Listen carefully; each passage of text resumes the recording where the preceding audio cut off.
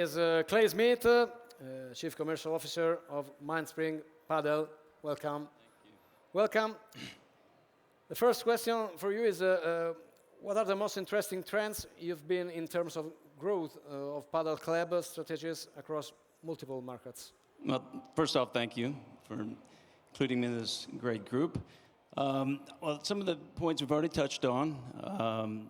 Clearly, the growth in globally, we've seen that paddle is now penetrating into markets that were unheard of just a couple of years, if not months ago. So that's a great trend. We're seeing that the institutional side of sport, tennis in particular, is now embracing paddle. There's less friction. It's not easy, but it's happening. I think there's 71 paddle federations, and I think about 30 plus tennis federations are now embracing paddle, which is exciting.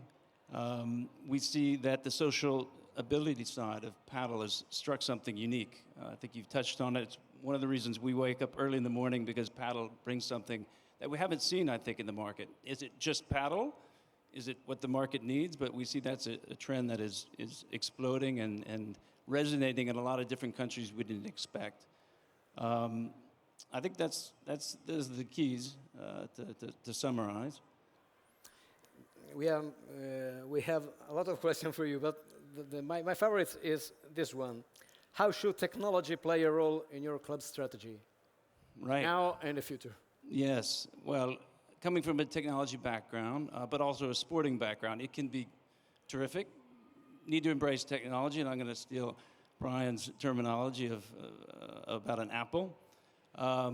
We need to embrace it. It's not easy, and hats off to platforms like Playtomic.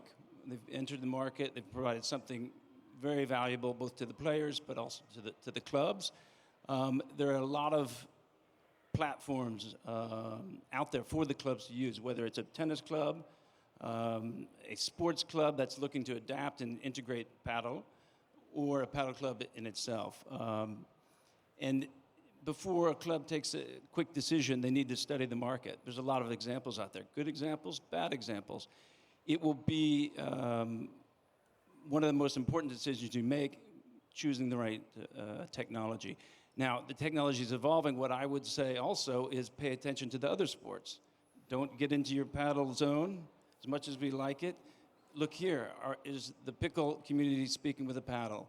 Is the tennis speaking here?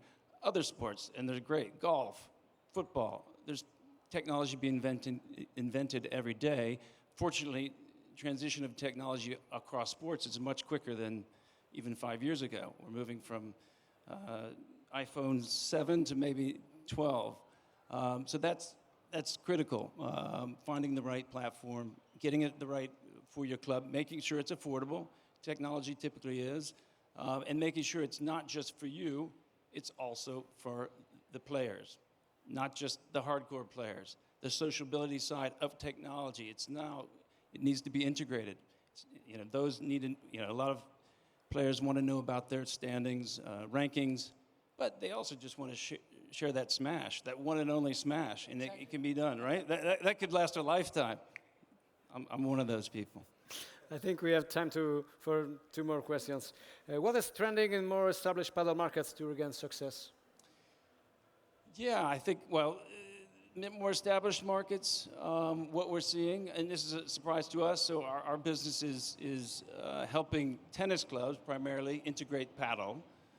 We also work with sports clubs and paddle-only clubs. What we're seeing in markets like Spain, which is obviously traditional, it's the very first market to really build at scale, is that they're going through a revolution that those clubs that invested 10, maybe even 20 years ago now don't want to upgrade or improve. They want to embrace all of this ecosystem, which is changing, and also differentiate. It's hard, it takes a lot of work, but you got to make some mistakes, and I think Spain is now saying this is the 2.0 version, or iPhone 22 version. How do we do that? So we're happy to see, and we didn't expect that clubs, paddle-only clubs, are coming to us to say, hey, we want to upgrade, refresh, try something new. And tennis clubs or sporting clubs, how do we integrate or even improve what we've done with paddle so far. So that's exciting for us. Now the final and most difficult to answer. Ah. Are paddle and tennis friends? Yes. I think they can be, they should be. They should be. You know, it sounds to this group maybe a little basic, but my background has been in sport for 25 years, and we get it. You know, institutionally, everyone likes to protect their space.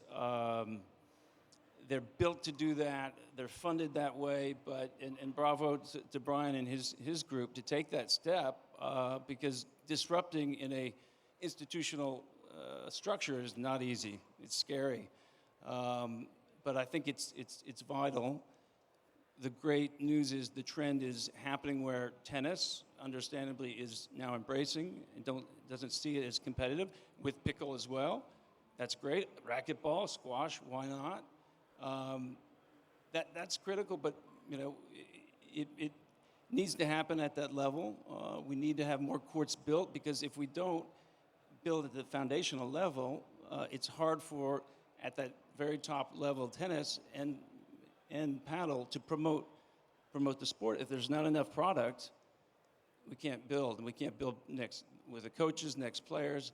So it's important that they're friends, and it's not just about paddle and tennis. It's pickle. It's all racket sports.